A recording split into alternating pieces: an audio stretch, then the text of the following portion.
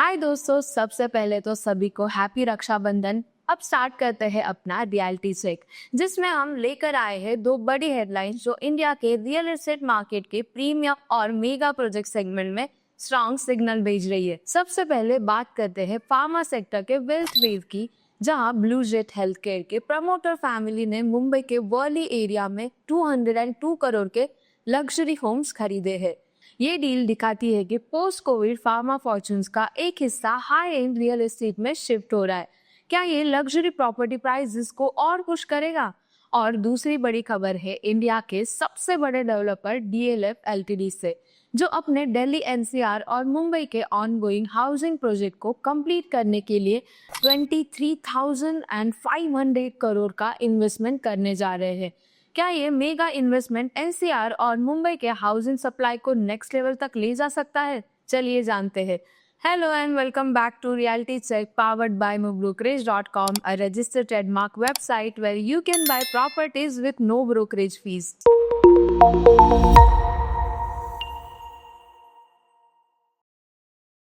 चलिए शुरू करते हैं सबसे पहले फार्मा वेल्थ के लग्जरी होम्स में फ्लो होने की कहानी से।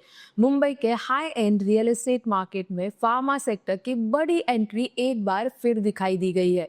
ब्लू जेट हेल्थ केयर के प्रमोटर अक्षय बंसारी लाल अरोरा और उनके परिवार ने वर्ली में 3 अल्ट्रा लग्जरी अपार्टमेंट खरीदे हैं, जिनकी टोटल कीमत है 202 करोड़ से भी ज्यादा। अक्षय बंसारी लाल अरोरा ने पैलेस रॉयल स्काई क्रेपर में 2 यूनिट्स खरीदे हैं। हर अपार्टमेंट का साइज 7,669 स्क्वायर फीट है, जिसमें 5 कार पार्किंग स्पेसेस भी मिले हैं।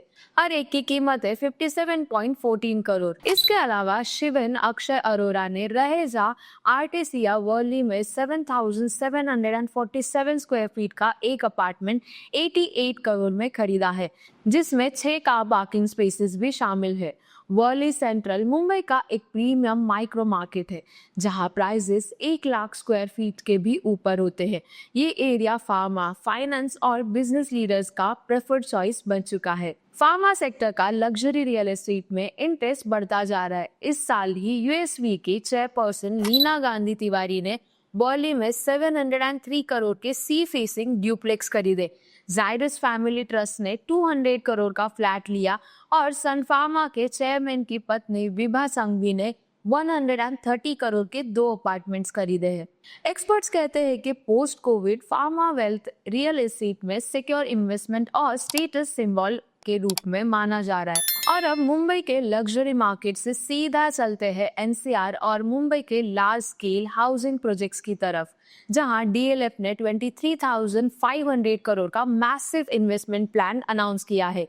ये सिर्फ एक कंस्ट्रक्शन बजट नहीं, बल्कि पूरे रेसिडेंशियल मार्केट के सेंटिमेंट को बदलने वाला स्टेप हो सकता है। India's largest real estate company DLF LTD ने अनाउंस किया है कि वो 23,500 करोड़ का इन्वेस्टमेंट करने वाली है अपने ऑनगोइंग रेसिडेंशियल प्रोजेक्ट को कंप्लीट करने के लिए, जो दिल्ली एनसीआर और मुंबई में लॉन्च हो चुके हैं।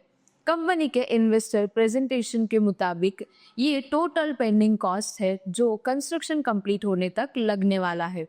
डीएलएफ के पास इस फंडिंग के लिए 10,429 करोड़ का कैश बैलेंस है, जिसमें 7,782 करोड़ रेरा एस्क्रो अकाउंट में पार्क है।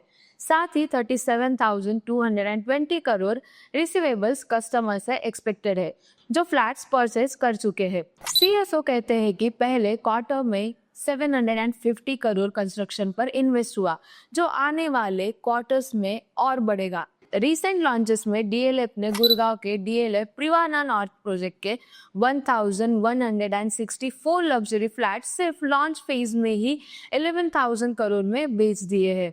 इसके अलावा मुंबई में भी ट्रीडेंट रियल्टी के साथ मिलकर 416 फ्लैट्स का प्रोजेक्ट 2,300 करोड़ में पूरा सेल आउट हुआ।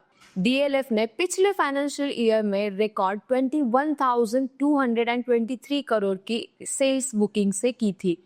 इस साल का टारगेट 20,000 to 22,000 करोड़ का है। सिर्फ पहले क्वार्टर में ही 11,425 करोड़ की सेल्स हो चुकी है। इंडस्ट्री एक्सपर्ट्स के मुताबिक इतना बड़ा इन्वेस्टमेंट एनसीआर और मुंबई के हाउसिंग मार्केट को बूस्ट देगा, specially premium and luxury segment में।